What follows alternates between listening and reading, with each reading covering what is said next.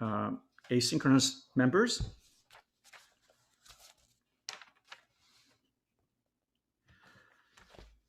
Hi, everybody. It's my great pleasure to welcome our 8th guest in our speaker series. And Aaron Dworkin is a social entrepreneur, filmmaker, author, performing artist, philanthropist. He is a 2005 MacArthur Fellow. He's a member of the National Council of the Arts, member of the Michigan Council of the Arts and Cultural Affairs. He's also the professor of entrepreneurship at the School of Music at the University of Michigan, which is also my alma mater and where I met Aaron for the first time. So Aaron, thank you so much for being here and being with us. We really look forward to engaging with you. I have lots of questions that I've collected from the students, but I think I will lead off with a question because many of the students already know that you are the founder of the Sphinx organization, but they might not know that you were in fact an undergraduate at Michigan when you started this whole venture. And I was lucky enough to be in nearby and doing my master's in orchestral conducting at that point. But it was really a phenomenon, and I would love for you to talk about that experience, the mentoring you received from Ken Fisher. Everybody was assigned to watch the Arts Engine interview with Ken Fisher, who was one of your mentors. But I would love for our students to know about this experience you had as an undergraduate, taking on this task of founding an international organization, because I think for many of our students, sometimes it's easy for them to fall into this trap of, great things will be done in 10 to 20 years in the future rather than right now. So we would love to talk for you to tell us about your experience founding this organization as an undergraduate at the University of Michigan. Absolutely. Well, and thanks so much, Chris. And it's wonderful to see everyone and really looking forward to this time that we have together, not only kind of sharing this, but also being able to answer some of your questions.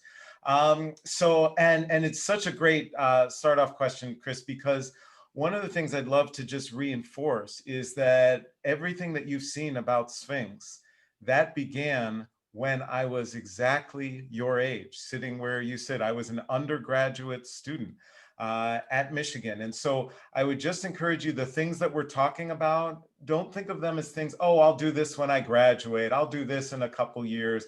These are the types of things that I would encourage you to start thinking about and doing literally today. And so what had happened is that I had, spent my whole life as viewed by others as an African-American, Black American violinist, even though I'm biracial.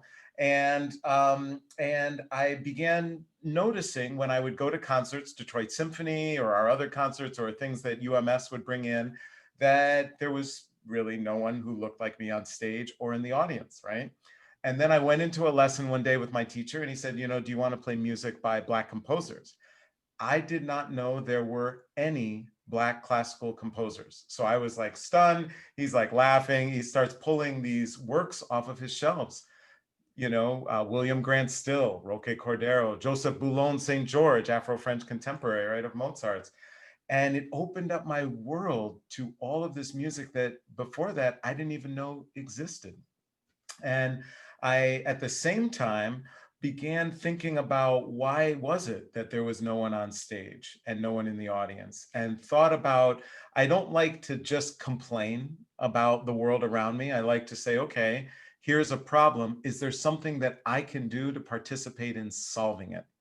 And so that led to what was this initial idea of, what if there was a competition for string players like me, and we could come together from all over the country, be required to play music that I now had learned about by composers of color. Some of that required repertoire in the inaugural competition was the exact same repertoire that my teacher had pulled off his shelf, including second movement from the William Grant Still suite, right, for violin and piano, and ended up being required repertoire. And so that is what led to the launching of Sphinx. And literally, I came into a lesson one day and I told my teacher, I've got this idea. And he was like, you didn't practice, which I hadn't very much. And he was like, all right, let's hear this idea. And he's like, this has some merit. Why don't you put it down on paper thoughtfully? And if you do that, I will take it with you to the dean. And we took it to the dean and things grew from there. So one of the things that really astounded me was it's one thing to have an idea, and it's one thing to um, start the process of realizing that idea. Did you find uh, how supportive was the environment at the University of Michigan in terms of the logistics of something like this happening? Was there support for it? Was there resistance? Could you talk about if there was resistance, how you overcame those? If there was support, how did you find those support? Yeah, great question. So one of the things I would share overarching everything is that if not for the University of Michigan, I don't think I could have founded Sphinx. So there is an extraordinary support system that surrounded me and that surrounds all of you. No matter how frustrated you may or may not be with your university, there is a support system that exists. And I had had about 4 years off. I started at Penn State, and then I had 4 years off before I came back to Michigan as an undergraduate, basically transfer student, even though there was 4 years in between. And so I was desperate to pull everything possible from the university that I could. And so I began to research. So that was things like the school itself. So for example, when we went to the dean and I asked the dean for help, I did not ask the dean for money, but I did ask for help in terms of faculty time, in terms of facilities. So we needed practice rooms, right, for the finals. We needed a performance venue. We have this amazing Hill Auditorium.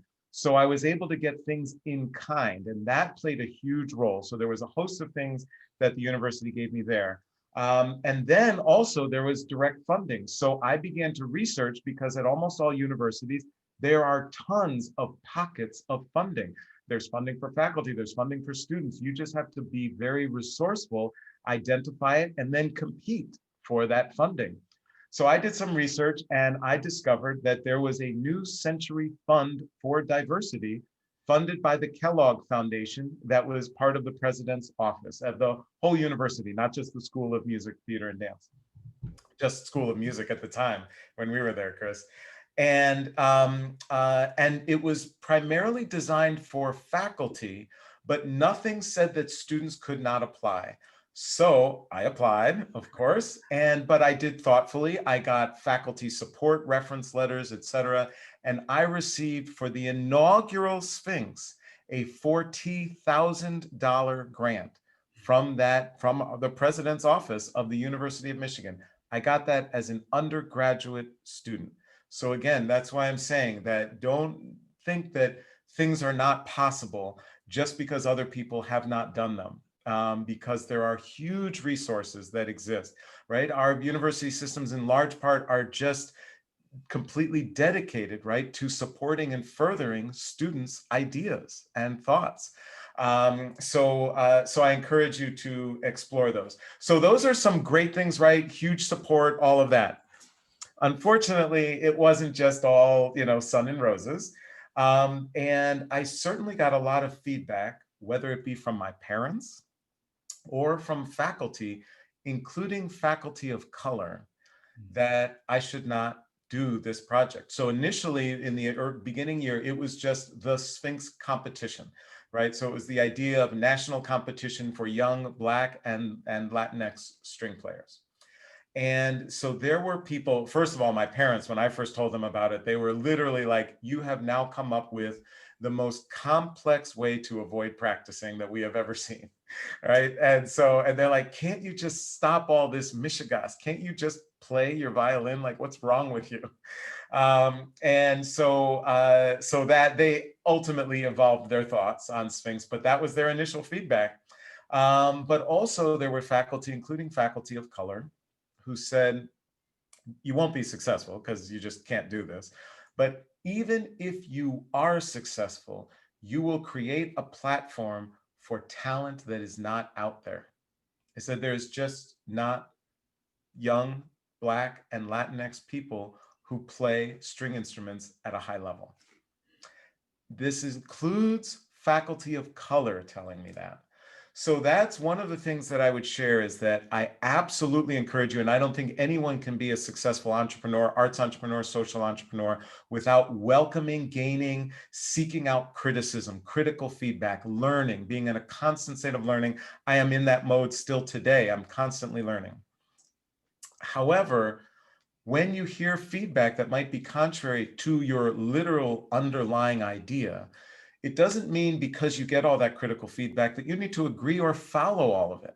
But it does mean that you need to know it, hear it, and understand it, because then it will help you better prepare for the obstacles that might come ahead. So for example, people were like, well, the talent isn't out there, whatever. I, of course, disagreed. And I'm like, I'm here at Michigan. I don't think I play that badly. Neither do clearly the faculty here. And I know I'm not the only one. We've got a handful of us here, and we're not the only school that has Black or Latinx, string players. So I was like, but it may be difficult for me to find everyone. And so that made me be very vigilant and diligent about and rigorous about how to go about the recruiting process, even in the inaugural competition.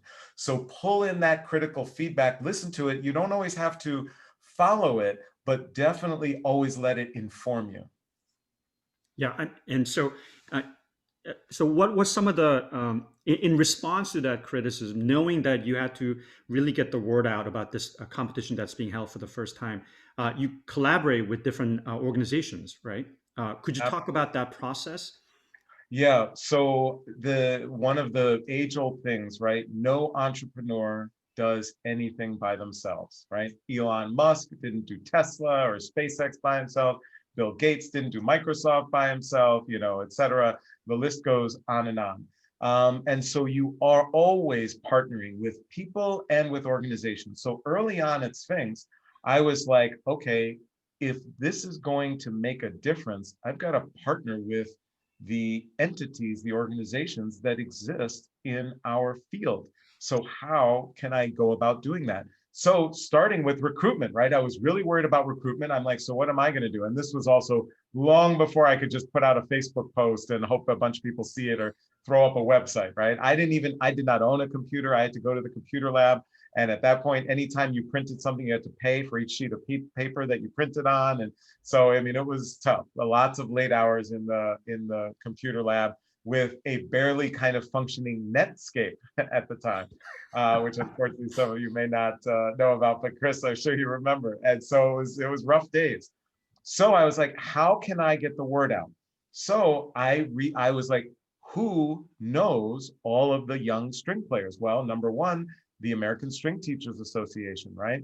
Then also the Guild of Community Music Schools, all of the music schools around the country, youth orchestras, right? So I was like, these are the entities that are connected with all of the young people who play string instruments. So I reached out to them and built partnerships where the recruiting information for the competition would be able to go out to all of their mailing lists. And then in return, we provided them with visibility in the competition program and in our materials, and sharing publicly and during the finals that they were a partner and part of this effort, right? Which was in their best interest. So in that way, I was able to partner with the League of American Orchestras, American String Teachers Association, and the Guild of Community Music Education in the inaugural year of Sphinx, which meant that in that inaugural year, those applicant materials went out to literally over 20,000 different people. It literally reached pretty much almost every string player, young string player in the country. So that's just one of those types of partnerships. Then wanted to be able to provide performance opportunities for the winner of the competition, right? We want to just say, oh, here's this great musician. Then what happens, right? So, oh, sorry, our crazy rainy days here are getting to me. But so how do we provide that visibility? How do we help provide performance opportunities for our winners? Well, we've got to partner with orchestras. In that inaugural year, I was able to reach out to the National Symphony. They committed to provide a performance opportunity for the winner of the competition. I reached out to all of them, and as part of that, saying, as long as our winner meets your artistic merit requirement, regardless of someone's cultural background, will you provide this opportunity? And of course, now Sphinx has over 30 orchestras around the country that are part of these partnerships, the Detroit Symphony, et cetera. And then also building partnerships with organizations, presenters like the University Musical Society, because Sphinx ended up building additional programs that including touring orchestras, things like that. And so we began partnering with presenters. Relatively quickly, by I believe really our third year, maybe our fourth year, Sphinx had over 100 organizational partners that it was working with. And to this day, obviously well over 100.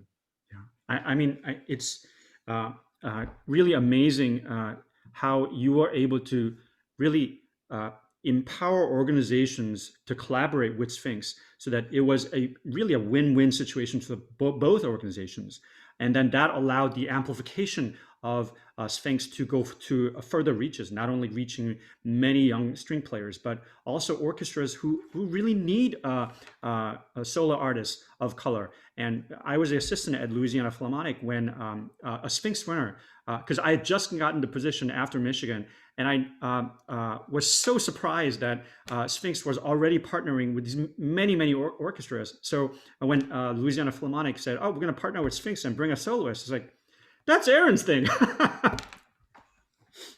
It was awesome. Yeah, Yeah, yeah, no, absolutely. And those partnerships really have turned out to be key. And that is how the Sphinx laureates have built their reputation, is all of those orchestral performances. yeah. So with AFA's visit, we learned about all of the different wings of the Sphinx organization. Now it's in not just the competition, but also the Virtuosi Sphinx Orchestra that tours, the quartet that tours, but also there is a huge wing of the training arm. So there's a summer institute at Curtis and Juilliard. There's now also, I see that training program for administrators. Um, uh, and there are larger grants for field changing grants. Last year, I think last year, the American Composers Orchestra was one of the groups that was funded. Can you talk about how that those different wings came about? Is that uh, I know some of the initiatives are started under you, but some of those other things were guided by AFA as well. But as the organization changes its nature of work, was there ever a danger of sort of dilution of the original idea? And can you talk about because I'm always hearing about organizations that are very effective, and then as it gets bigger, it becomes less effective. But somehow, I think Sphinx is finding a way to expand its reach through Sphinx Con, through all of these different programs. But it's somehow able to not have a dilution of idea, but it's actually an amplification of idea. And I find that to be an amazing phenomenon. So can you talk about that aspect? Yeah, no, absolutely. Well, it's so one, I would say that Sphinx really has never changed what it does, but it has evolved and expanded what it does. Mhm. And so that starting program, the Sphinx competition, is still, if you will, the flagship program of Sphinx, but absolutely has expanded a lot. And of course, AFA's leadership for the past 5 years has been just amazing, and it's expanded and evolved even more. What drives it and what drove it initially was that I very quickly came to the realization and learned that a competition could not solve the ultimate goal that we had, Mhm. right? Which was to really transform lives through the power of diversity in the arts, to transform the nature of inclusion and diversity in the field.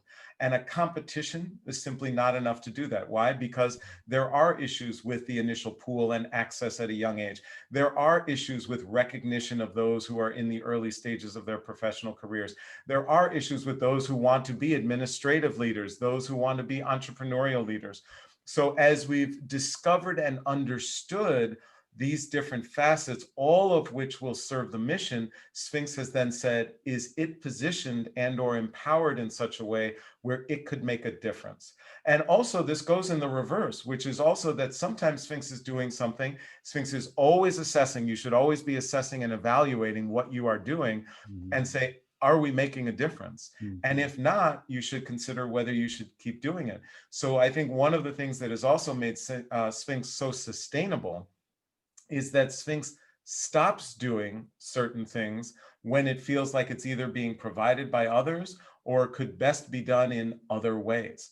One example of that is Sphinx used to have a preparatory music institute in addition to Overture and the summer programs and all of that. Sphinx started that because at the time there were no Saturday programs like that in Detroit. Then over time, many other organizations, including MSU, the Detroit Symphony, other organizations began to build these Saturday programs. And so Sphinx was looking at it and going, is this the best way that Sphinx could utilize resources given that there are these other entities? Or could Sphinx actually work to transition not just its students, but also its faculty to further diversify these other programs that now existed? And so then over the course of a year, we actually transitioned that program, which turned out, I think, to be very successful in terms of Sphinx's ability to make a difference in the community. Yeah, I think that that aspect of organizational self-reflection is really crucial. And I think if I may just switch it over to our students' perspective and what they have to relate to. And I'm always trying to make that connection of what we're doing musically. It always refers back to what you're doing in your own field. But I think that reflection that we have, whether it be practicing, where if somebody just does the same way without stopping to see what they're doing, then they'll continue to make the same errors. But I think this aspect, that this viewpoint we need to have of, am I being reflective? Am I being considering what I'm doing as really adding to what I'm doing, or is it detracting? And I think, especially organizations that are successful, it's really hard for them to say, I know it's successful, but is it really the best way to serve our mission? And I think that's the trap many organizations and people fall into. They find something that's working well, and then they sort of go on automatic pilot. Mhm. Yeah. Yep, absolutely, for sure. I think always being in a constant state of innovation, and this has not just been for Sphinx, but also for me personally, individually. I am constantly looking at the work that I do, the things that compose my portfolio life. I am very intentional about having a portfolio life, and it is always in a state of evolution. Yeah. So if I could just switch gears, because you have a new film coming out, you have you have a book out. So I think normal people that I meet, they, especially in academia, they define who they are by their field, by their research topic, and then they set this path that is very limited and straight and narrow, and they stick to that topic. And I think it's an unusual academic who constantly finds to redefine themselves. So I want to explore this in a couple of ways. One is when you decide to leave Sphinx and hand it to someone else, albeit somebody you trust a great deal, but that must have been a very hard transition, right? So if you could talk about that aspect, and then two, this idea of a portfolio path that you just talked about. I'm really curious about that because, especially as a conductor, many times we define ourselves through our work, right? So the idea of a portfolio life that can have different aspects that can change and highlight different skill sets. That's really fascinating to me, and I think it'd be very fascinating to our students as well, because they're on this path, this very uh, uh, the typical student that comes to Cornell have been very A-type, that worked very hard in high school, and there's a certain path laid out to them. In fact, if they're engineering students, in fact, all of the courses they can take through the semesters at Cornell is very limited, because the engineering major basically, these are the courses you're going to take because we know best how to make you an engineer.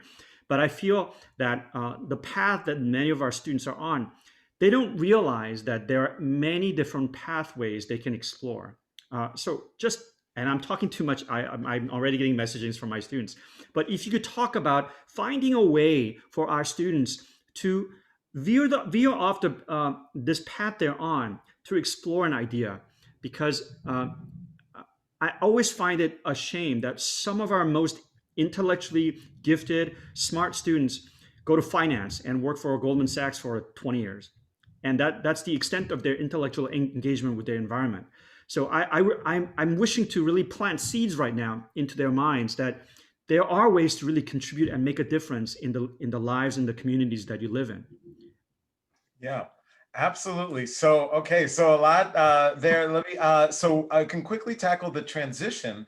Actually, at Sphinx, the transition was actually very easy. Um, and went very smoothly. And of course, now with kind of a 5 years perspective looking back on it, definitely went very successfully. And so that I think came out of planning and preparation and a lot of intentionality.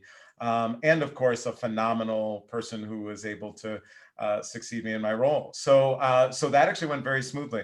Oh, on the lines of a portfolio life, what I would say is anyone who is going to end up in the sphere of creativity in terms of your profession, you will end up living a portfolio life. It is just whether you will be able to do that intentionally or you'll kind of fall into it and by happenstance start putting together these blocks. So I would encourage you to start doing that and thinking about that now. So I think about my portfolio life in a very pragmatic way. I think about not just what are the things I want to do, but I also think about where will the areas of income come from and how will that be balanced? So some of the things I work on bring in little income or none or even cost money to do. And then others bring in, the most significant amounts of money. So I'm always kind of looking and trying to balance what those are, and almost always developing new projects. So for example, Arts Engines, my show that I do every Saturday, that's now reaching about 100,000 viewers every week, did not exist pre-pandemic.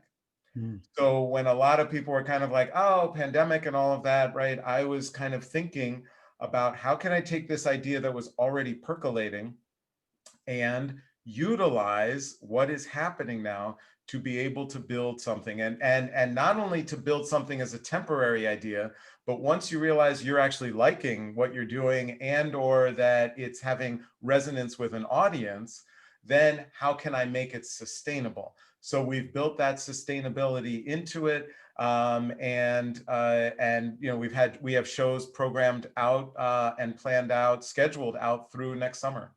Wow, it's a great series. So, if I could just bring the attention to the Ken Fisher interview that you did on Arts Engine, the thing that uh, I knew he was the kind of mentor who lives for these moments of mentorship, right? And I think one of the things our students constantly are terrified of approaching faculty members at Cornell or mentor figures is that, oh, they must be just, they won't have time for my idea, right? And I think it's that initial um, hesitation. I don't want to bother that person, but I was so happy to hear that Ken mentioned and define mentorship as and I wish you would talk about this aspect.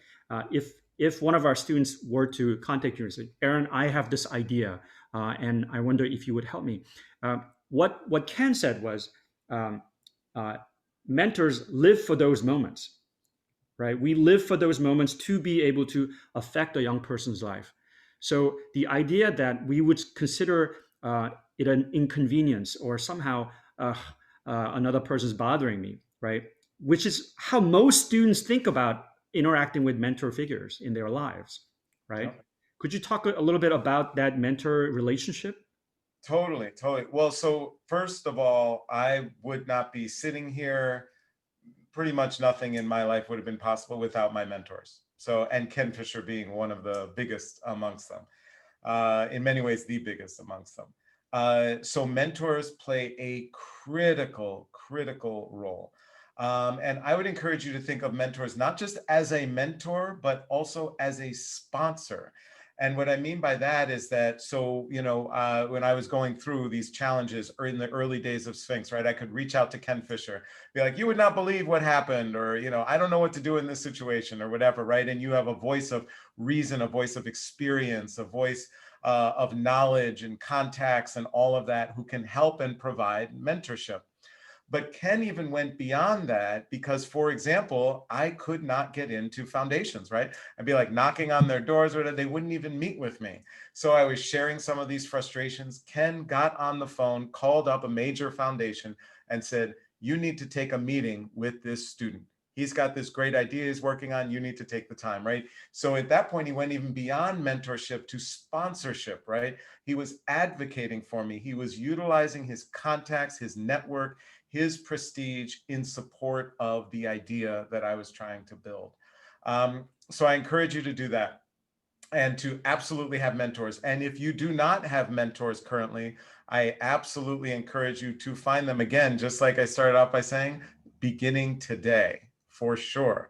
I had mentors when I was sitting exactly where you are sitting.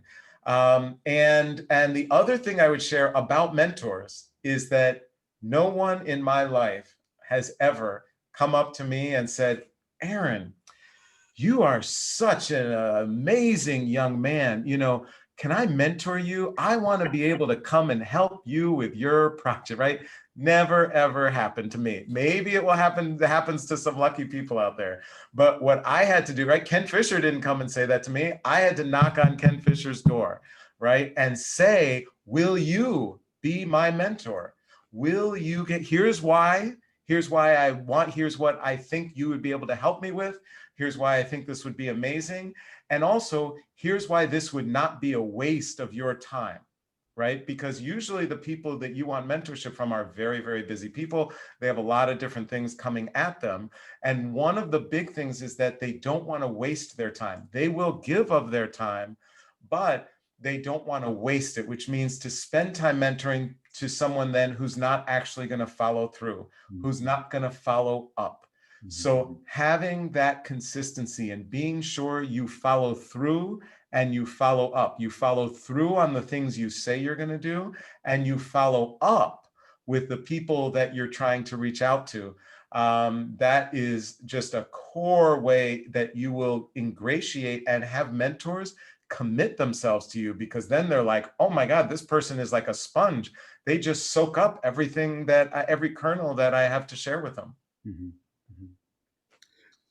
So one of the articles that I signed was the Sound of Silence article, and there were many questions emanating. So I think what I would like to do is change up the format a little bit and get our students involved in asking their questions. And I know some of the students are, and I would ask everybody to turn their cameras on. So I'll point to people. And if you could sort of, in your words, summarize your question quickly. We have the questions in front of us, but the first, I'll go to Christine Sit. So Christine, would you, is Christine here? Yeah. Hi. Okay, so my first comment was that I really liked your Sound of Silence essay. And in it, you said you thought you might have been direct and harsh, and I didn't really think it was harsh. I did think it was very direct, which was very good.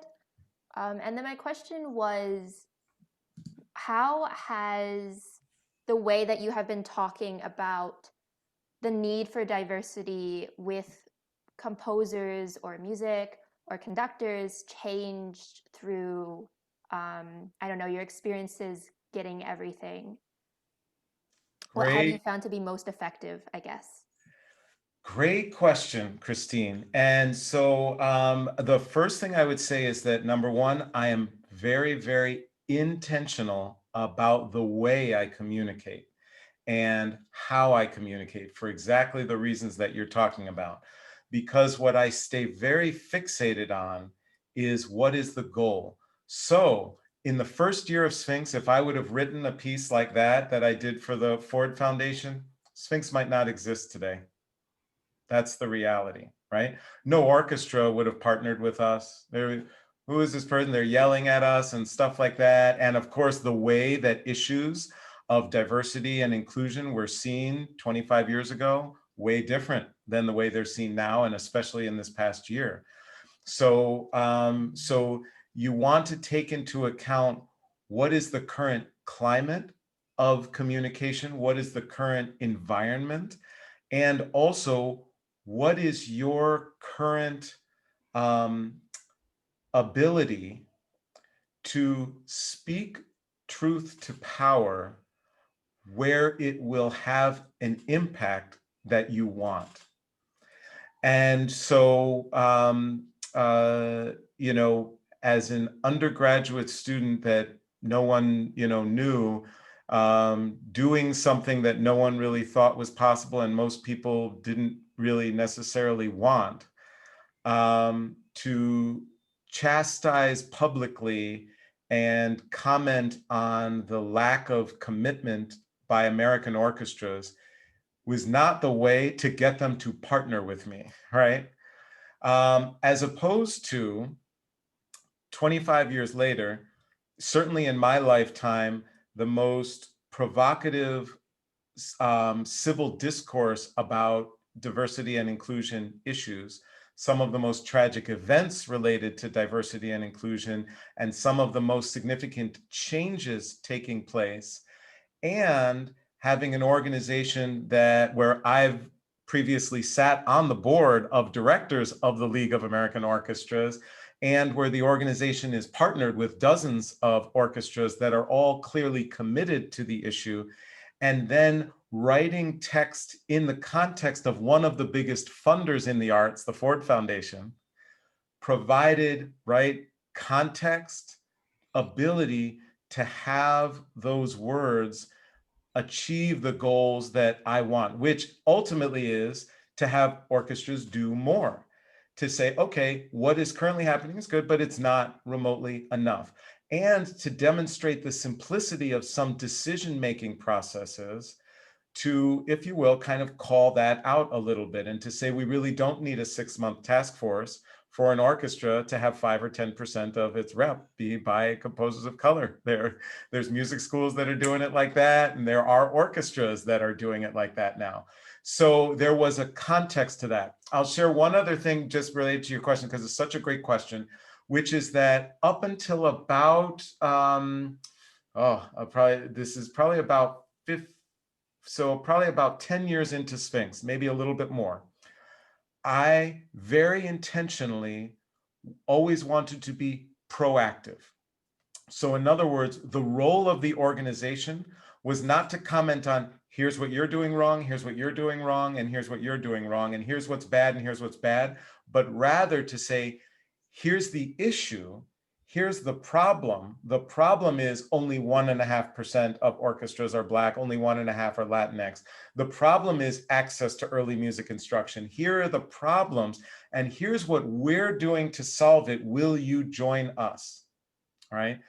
That has always been and remains the primary focus of Sphinx. But 10 years into it, I made a very intentional decision to be additive to that and to take a moment to do a call out.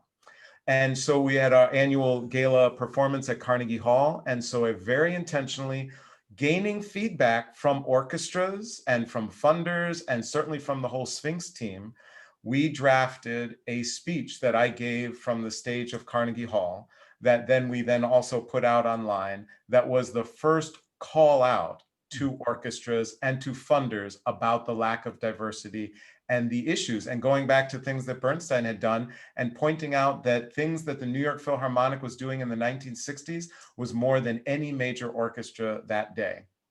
And since that call out, right, massive changes have happened in terms of what orchestras are doing. And as a result, the number of people of color that Sphinx has been able to place in major orchestras.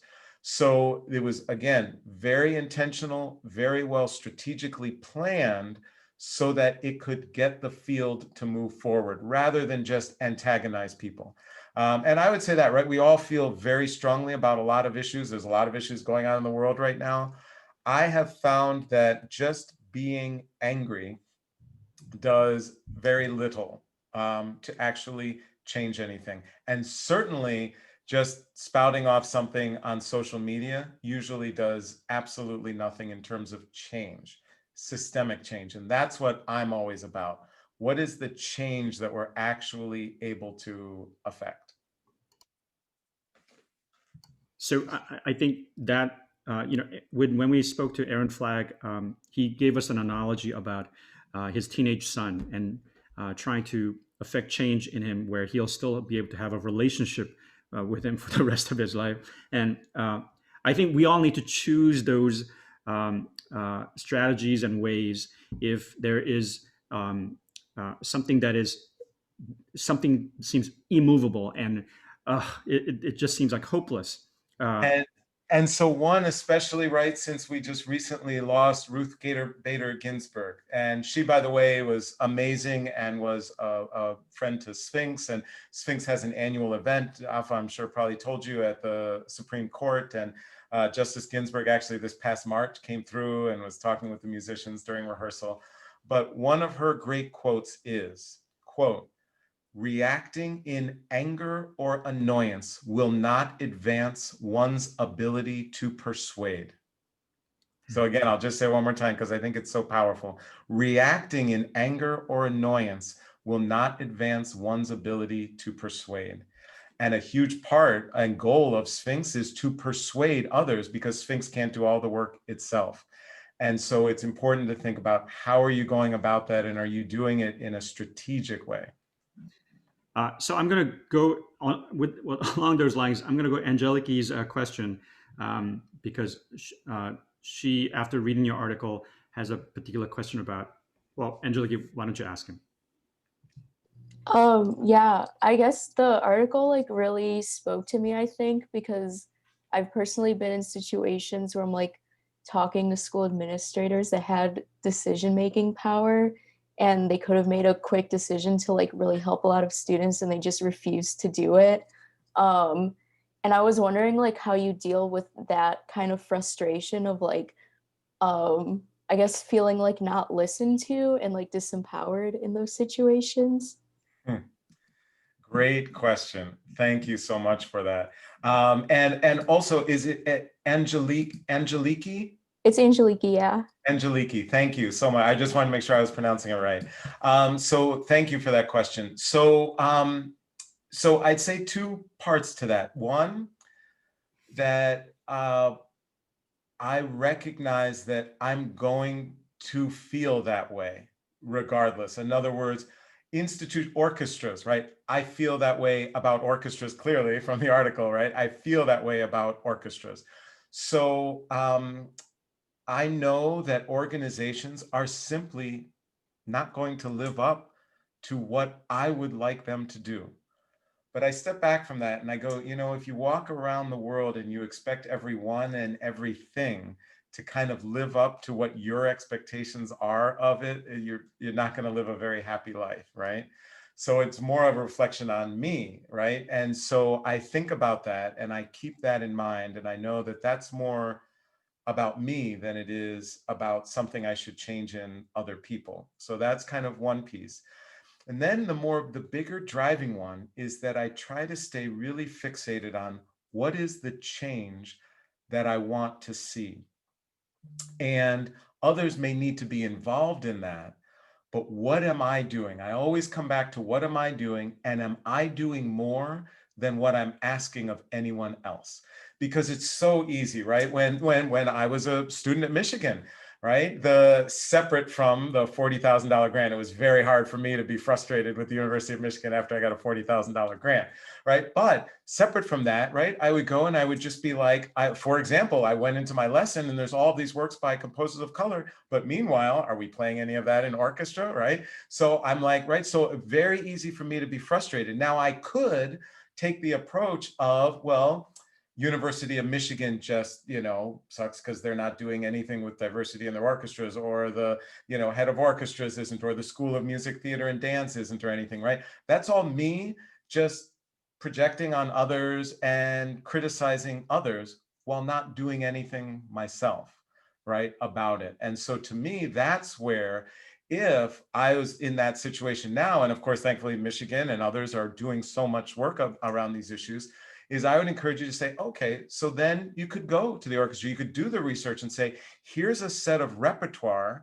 that is similar in quality, in complexity to what we otherwise would be playing, but are by composers of color. Could we consider these? Now then, potentially the powers that be might be like, yeah, thanks, no, go away, right?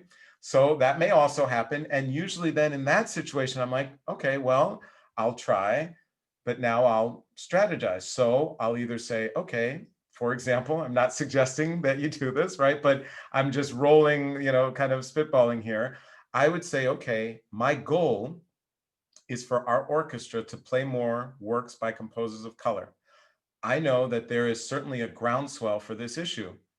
Do I know anyone at the Michigan Daily or any of our local newspapers or press places who would be really interested in a story about the complete lack of diversity that's taking place in the repertoire performed by my orchestra? I have all the information and now I do it, right? And so I'm like, okay, I could do that. Also then, could I write a letter to the president of the university and to the dean and to the head of DE&I for our school? And not only just a complaining letter, right? A letter that outlines the actual solution, and that I presented this, but it was rejected out of hand. And here's why I'm approaching you about it. Now, all of a sudden, you have a dean, a president, all that, because even though you may think so, they actually don't get that many letters like that. And they are deeply worried about public opinion and all of that. Students have incredible power. Incredible power. There was an initiative that I was going to be doing as dean. A group of students were like not happy about it. I heard they were starting a petition drive about it. And guess what? I stepped back from that particular issue because I was like, clearly students are very upset about it. And students are front and center. They're our primary responsibility when you're in leadership in an academic institution. So you have extraordinary power. Absolutely. So now all of a sudden, instead of just complaining about that one person, I'm being proactive. Chances are some change is going to happen based on all of that activity. If all of that fails, no matter what, I feel like I can fall asleep going, I did everything I could. And that alleviates, believe it or not, a fair amount of the aggravation and frustration at the people who you feel just aren't listening or don't get it.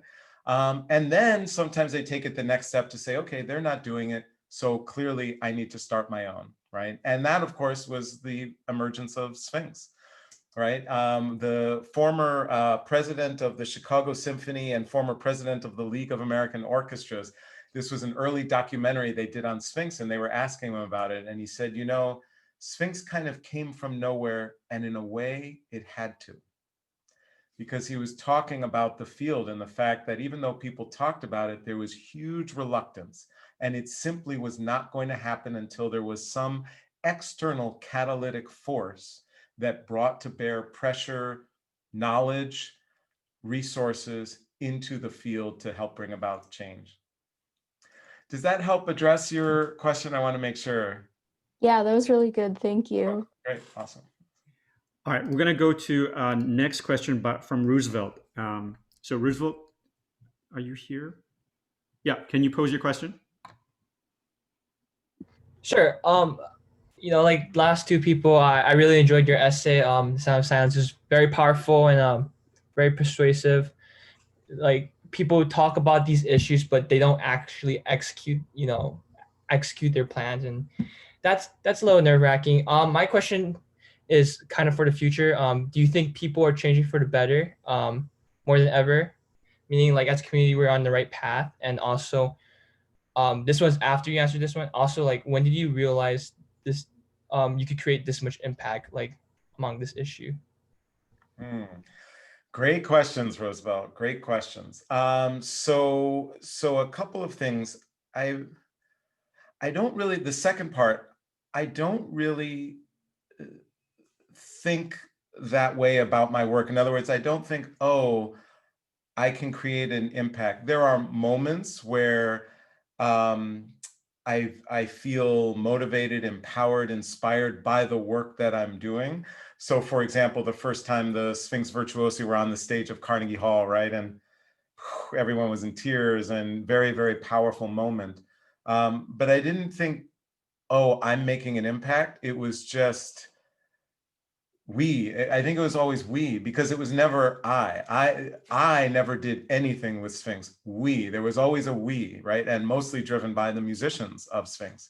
So, so I'd say it's always kind of getting caught up in that, and maybe we are making a difference. So that's really what drives my sense of that. Um, and I would say that I'm often just so focused on the work that I don't tend to sit back and kind of go, are we having an impact yet?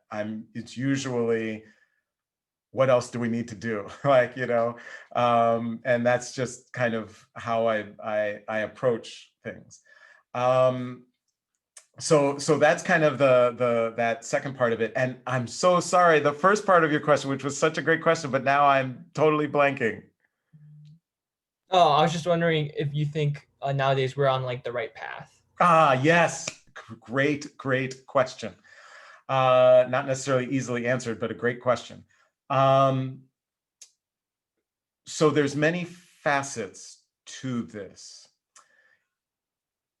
If you are referring to the field of classical music, I believe that we are doing more than we have ever done in my lifetime, and we are bringing about more change. For example, we've doubled the number of African Americans in major orchestras. There's a whole bunch of measures, things like that. Dozens of string players of color solo with major orchestras every year. Sphinx alums alone have gone on to every single top 10 music school, right? There's all of these metrics.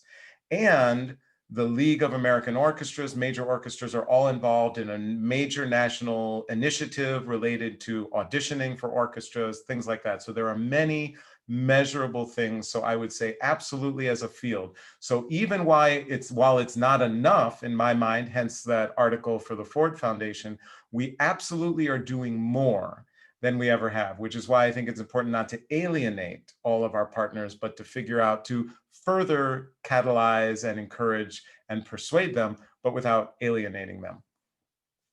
With that said, I also believe in a broader sense that we are at a more divisive moment in our country than I have ever seen in my lifetime.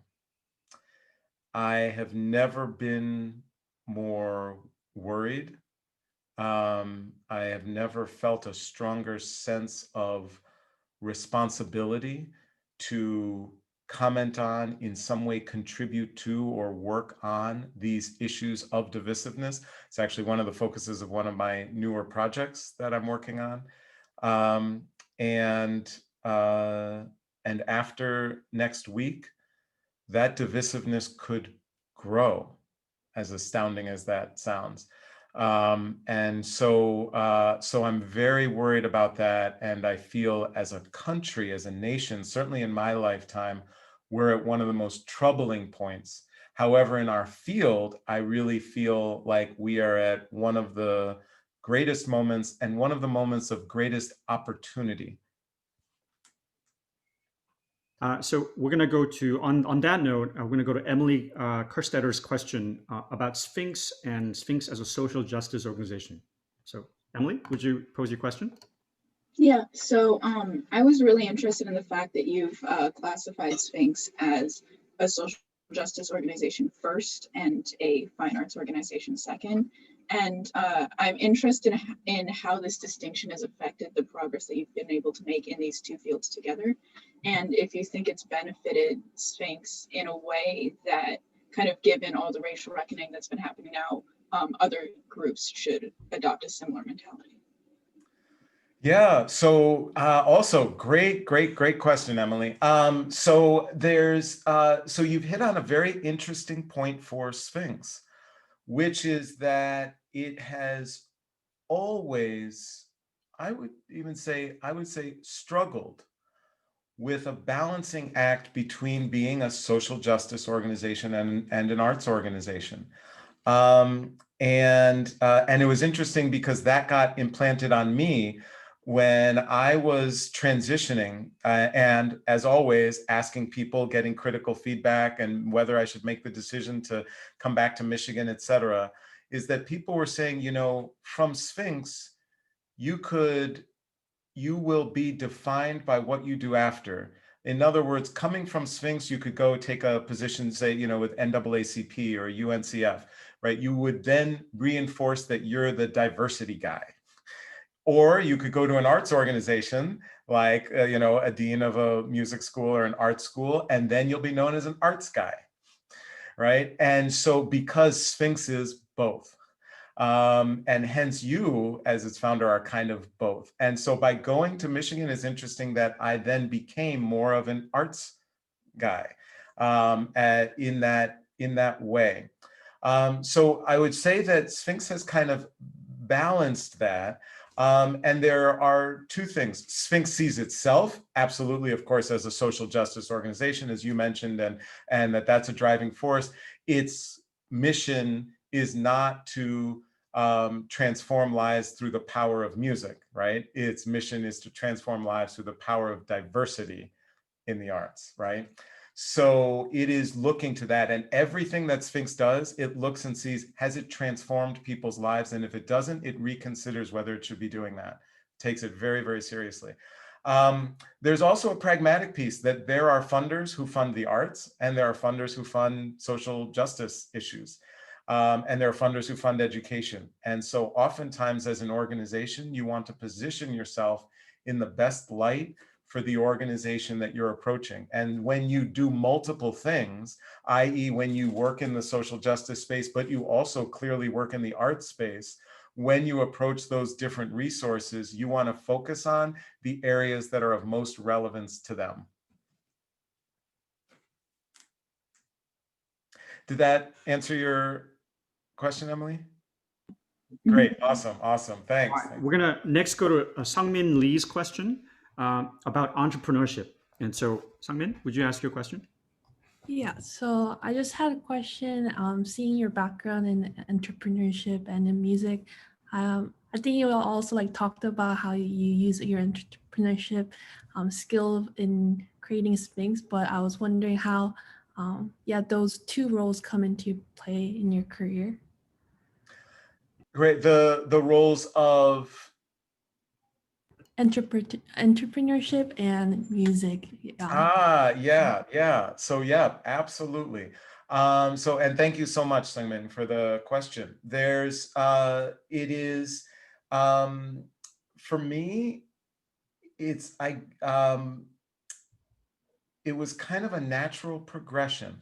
So I started playing the violin when I was 5. It was, the greatest constant in my life. I thought for growing up, all of my time growing up, I was going to be the world's greatest soloist. I was going to be the first first African-American to win Tchaikovsky. It was going to bring Russia and America together. I had all these grand dreams of being a violin soloist. And then after my kind of 4 years off and coming back to Michigan, I was then really thinking that I would be a chamber musician.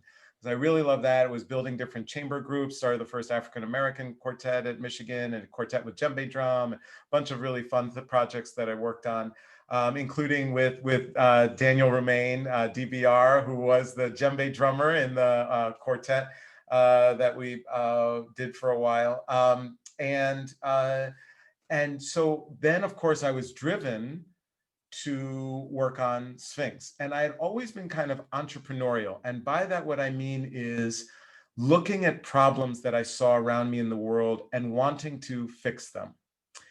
And so this was, of course, a problem that was so closely tied to me. So what happened, and this took more than a year going into Sphinx, was that I literally was sitting, because I would stay up till 3 o'clock in the morning, doing this. And I still did my undergraduate, then did my master's degree, right? All during Sphinx. I got my master's after the first Sphinx competition. But I was up late one night and I realized kind of in my mind, it came as this epiphany that Sphinx, the entity itself, had become my primary instrument. So, and I realized that was now my focus, and that somehow gave me a little bit of release from the, if you will, the purely music side, the performance side of my life. And that's when I realized and started very intentionally looking at Sphinx, the organization, like I looked at my instrument. What are the scales, right? Fundraising for the organization was like the scales and etudes.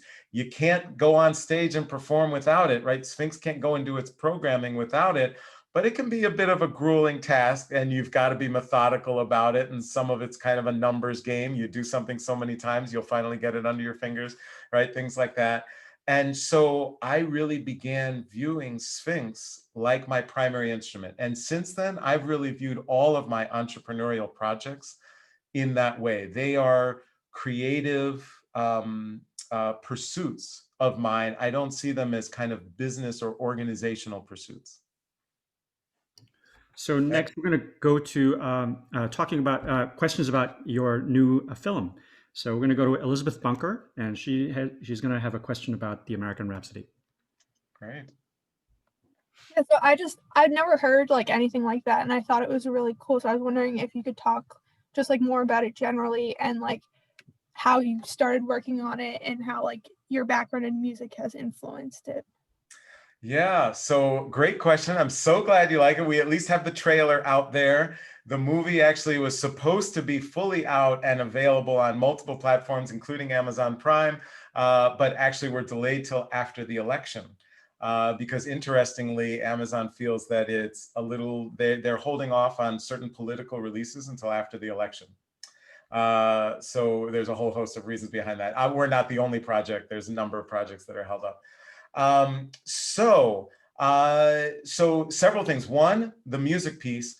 Music is pretty much a constant through the entire film. So obviously the soundtrack, I viewed the soundtrack as equally as important as all of the visuals, as all of the, documentary parts of it, all of the other constructs of the film. I view the soundtrack as equally important. So pretty much there's music. There are only brief moments of silence which are used to basically point out the role of music in the film. And of course, there's music by composers of color in the film, in the soundtrack. So music certainly is a huge part of it, and a huge way to bring forth the ideas that we wanted to capture. In terms of the film itself, this is also an example of, in terms of when you see issues or problems, and also seeing crises around you and how to still do things and move forward. The entirety of the film, in terms of its creation, all of its filming and editing, only started after quarantine. So the entirety of that took place since then. Everyone taped themselves on iPhones in their homes or in the hospitals. And so what we wanted to do was to be able to, one of the things that I want to do, and my hope is to do a series of films along these lines, to be able to provide people who otherwise don't have the opportunity to speak, but to speak artistically through the medium of film. So that's why we didn't just do a documentary and interview frontline healthcare workers. Instead, we wanted frontline healthcare workers who otherwise didn't have the opportunity to speak, but to speak artistically by reciting the text from Khalil Gibran's The Prophet, which was written 100 years ago. And so it shows this relevance of this text about the human condition, but told through the prism of those who are our frontline healthcare workers. And that's how it kind of came about. So you almost answered it, but Michael has a further question about the text. So Michael, would you ask your question? Okay. Yeah, I guess really my question was how you came to choose specifically Khalil Gibran's The Prophet, and what connected with you about the piece, or how you connected to frontline workers specifically to use it as a catalyst in this movie. Yeah, so great questions. Thank you, Michael. So it was I actually, by the way, if anyone has not read Khalil Gibran's The Prophet, I certainly strongly encourage you to read it. It is the most widely read book in the world other than the Bible over the last 100 years. So I certainly encourage it because it has relevance. It's been translated, I think, into over 80 languages. It's, so very, very widespread, very, very relevant. I first read it when I was at the Interlochen Arts Academy, where I went for my junior and senior year of high school. And that's where I discovered it. And I read it, I was like, wow, oh my gosh, like such powerful text. So it is just a text that has been part of my life. So when I was thinking about what text could we utilize to engage frontline healthcare workers and have them speak to the human condition, it was like, of course, Khalil Gibran's The Prophet.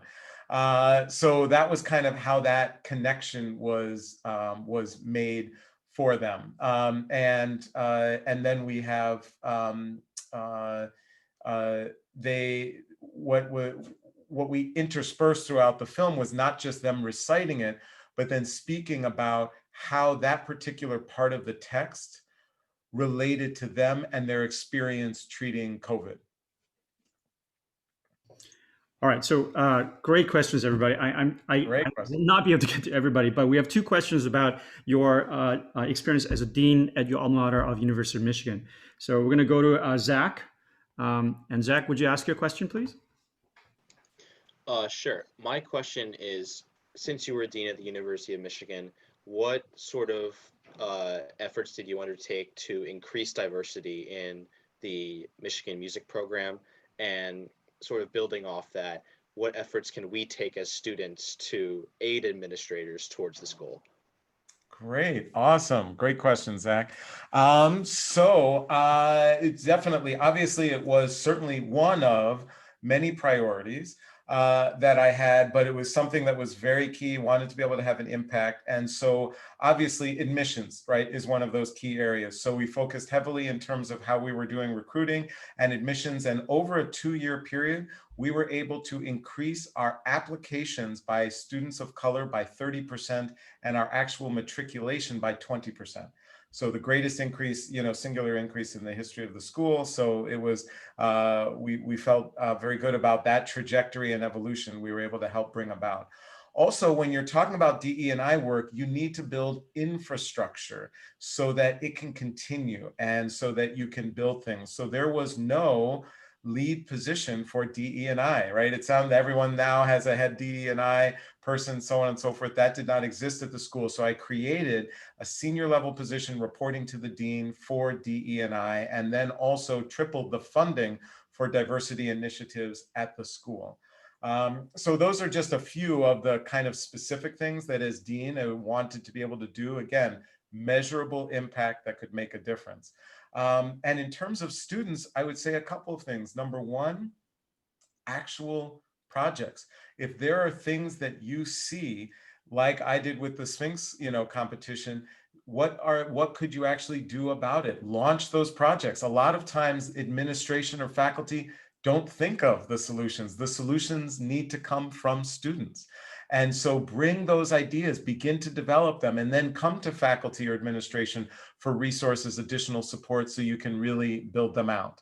And then the other, I would say, this kind of came up a little bit earlier, but I would say don't shy away from bringing pressure, appropriate pressure, and not destructive pressure, but absolutely pressure if there are things that you feel are not changing at the school. And to say, hey, we don't have this diversity. We really want to see it. Students coming together, especially large group, with a thoughtful explanation of the issue and ideas for potential solutions can be extraordinarily empowering. I've seen it time and time again, for sure. So we have one more question about your deanship. Rebecca, would you ask your question? Yeah, so my question was, over the years that you've worked with college students, what kind of changes have you seen in the dynamics surrounding the conversations about diversity in the music industry, especially in recent times with all the divisiveness going on?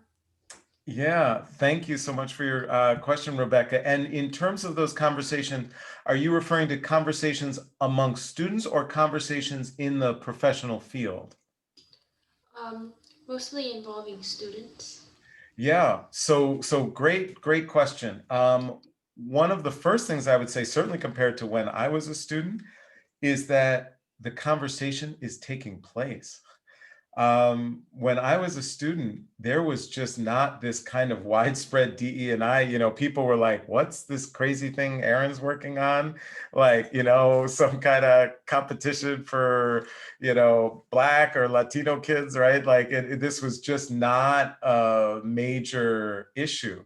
I think if a group of students, when we were students, Chris, if a group of students would have gone to, our orchestral leadership or whatever and said, we need to have, 10% of the music we're playing at Michigan be by Black composers, the walls would have, I think, come crumbling down.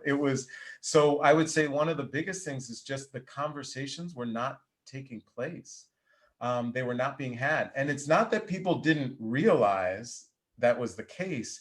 It was just that whether it was because there hadn't been these triggering events happening in society, literally, right, the murder of, a human being on a city street in broad daylight. Sometimes it takes something horrible like that to be able to create the space, the energy, to be the catalyst so that we can have these conversations that always needed to take place, but they just hadn't. So I think that is one. And I would say that in addition to that, the actual activity, like there is more change happening today than I've ever seen. That's why I'm so excited. I'm so optimistic. There's more change happening with orchestras. There's more change happening in higher education than I have certainly seen, and certainly from when I was a student. Yeah, just as an example, this summer I was teaching with Tim Weiss, and he had just gotten a petition from students at Oberlin asking the conductors at Oberlin to really do a better job of representing more of the spectrum of repertoire that's out there. And he actually, for the first couple of days, he didn't quite know what to do. And then so we were in discussion, and he asked, you know what? Yeah, he reflected back upon his programming and repertoire, and he realized he was focused on a very narrow band of composers who happened to be white European. And so he accepted the challenge and encouraged the other conductor to do the same. But then threw the challenge back to the students and said, well, I want to see the same kind of reconsideration of repertoire in your recitals, in your juries. And then the applied faculty was like, whoa, wait, they have to make their portfolio for their graduate school auditions. So then there came a school-wide discussion at Oberlin about allowing students to pick repertoire for their juries, for their recitals, for their graduation recitals that would reflect their wish to have a more diverse repertoire. But all of the things that Aaron is saying, these are not things that you can wait for 10 years, 20 years in your life to happen. I want to really plant that seed in all of us, all of our students, that if you see something wrong, then you need to speak out and take that first step yourself. And I will be glad to refer you to resources that are at the university, at Cornell University. There are many, many resources. In fact, there's a big grant due on October 30 for a diversity project, and it can be put forth not only by a faculty member, by student groups as well. There are resources. Cornell is responding. They were not doing so well in the summer, but thanks to the hashtag Cornell Do Better that was going around this summer, they are really responding. So I would really ask you to take this speaker series that we're putting forth in front of you and plant that seed to look around and see what can be done today by you. Yeah. So I know some of you have to jump to your next class, but I really want to thank Aaron for being with us and sharing his wisdom and insight on this issue. And Thea, thank you so much. It was so great to be with all of you. Feel free to be in touch, and I'm on social media. I think I was the first dean at Michigan on Instagram, but I'm on Facebook, all of that. Feel free to be in touch and be really curious any of the projects that any of you end up working on. So thanks so much for those who have to leave. So I'm gonna ask everyone to put their screens on, and we'll take a couple of snapshots, and then we'll Aaron is willing to stay on a little bit past the appointed hour of 6:10 to answer any further questions you might have. But I know if some of you have to leave for your next class. So here's a photo. 2, 3. There we go. Okay, Aaron, thank you so much for joining us. We learned so much from you today. Thank you. Thank you.